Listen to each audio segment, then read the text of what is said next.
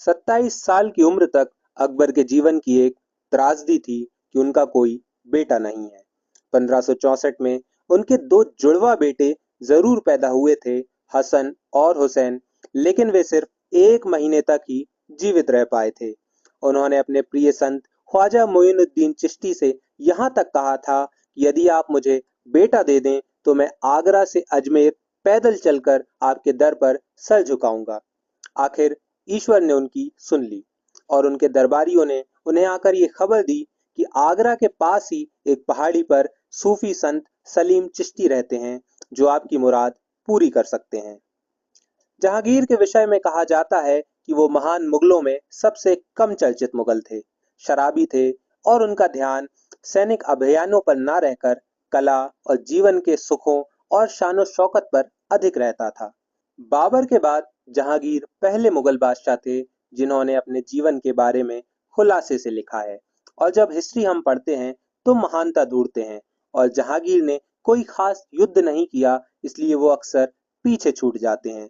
इतिहास की किताबों के अनुसार वो एक नायाब आदमी थे और उनकी क्या सोच थी हमें बहुत डिटेल में मिलती है।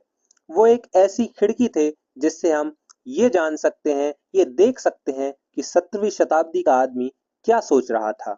जहांगीर के बारे में कहा जाता है कि वो औरतों और शराब के शौकीन थे। जहांगीर के बारे में कहा जाता है कि वो औरतों और शराब के शौकीन थे। वे अपनी आत्मकथा तुजुक-ए जहांगीरी में लिखते हैं कि एक समय वो दिन में शराब के 20 ग्लास पीते थे, बाद में वो उसे घटाकर एक दिन में 6 पर ले आए थे। जहांगीर और अकबर के रिश्ते कभी सहज नहीं रहे। उनमें अधिक कड़वाहट तब आई जब जहांगीर ने अकबर के बहुत करीबी दोस्त और जीवनीकार अबुल फजल को ओलछा के राजा वीर सिंह देव बुंदेला के हाथों उस समय मरवा दिया था जब वो दक्कन से आगरा की ओर आ रहे थे। ये तथ्य है कि अबुल फजल की नजर में जहांगीर बहुत ऊंचा स्थान नहीं रखते थे। तो क्या सिर्फ यही वजह थी उनको मरवाने की? इस बात का जिक्र जहांगीर ने बड़े ही साफ शब्दों में बिना किसी मलाल के किया है। वे लिखते हैं, मेरा मकसद था बादशाह बनना, और यदि अबुल फजल वापस दरबार में जाते तो शायद मैं बादशाह ना बन पाता। 17 अक्टूबर 1605 को अकबर के देहावसान के बाद जहांगीर मुगल तख्त पर आसीन हुए। उनके बारे में कहा जाता है कि वो बहुत मूडी बादशाह थे, कभी बहुत दरिया दिल तो कभी बहुत खूंखार। जहांगीर ने अपने एक नौकर का अंगूठा सिर्फ इसलिए कटवा दिया था क्योंकि उसने नदी के किनारे लगे चंपा के कुछ पेड़ कटवा दिए थे। उसने नूर जहां की एक नौकरानी को एक गड्ढे में आधा गड़वा दिया था, और उसका अपराध था एक किन्नर का चुम्बन लेते पकड़े जाना। एक आदमी को अपने पिता की हत्या की सजा देते हुए जहांगीर ने उसे एक हाथी की पिछली टांग से बांधकर कई मील तक चलवाया था। अपने खुद के बेटे खुसरो के विद्रोह करने पर जहांगीर ने उसे मौत की सजा ना देकर उसकी आंखें फुड़वा दी थीं। एक बार इस तरह की सजा देने के बाद शायद ही बादशाह जहांगीर ने उसे बदला हो। हालांकि अपने बेटे को सजा देने के बाद उसने उसकी आंखों का इलाज जरूर करवाया था, लेकिन इसमें उसकी आंखों की रोशनी कभी वापस नहीं आई।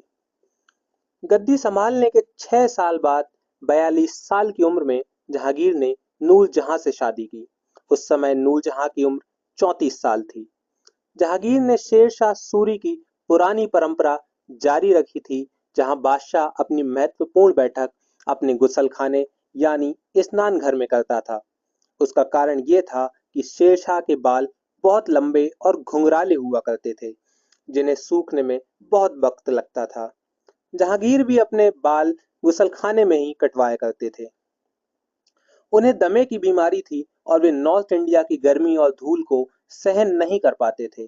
अपनी जिंदगी के आखिरी सालों में वे बहुत बार कश्मीर की यात्रा पर गए। 1627 आते आते जहांगीर का स्वास्थ्य खराब हो चला था। 28 अक्टूबर 1627 को 58 साल की उम्र में जहांगीर ने इस दुनिया को अलविदा कर दिया। जब नूर जहां सुबह उन्हें जगाने के लिए गईं, तो जहांगीर ने आंखें नहीं खोली। नूर जहां की आंखों से आंसू टपकने लगे।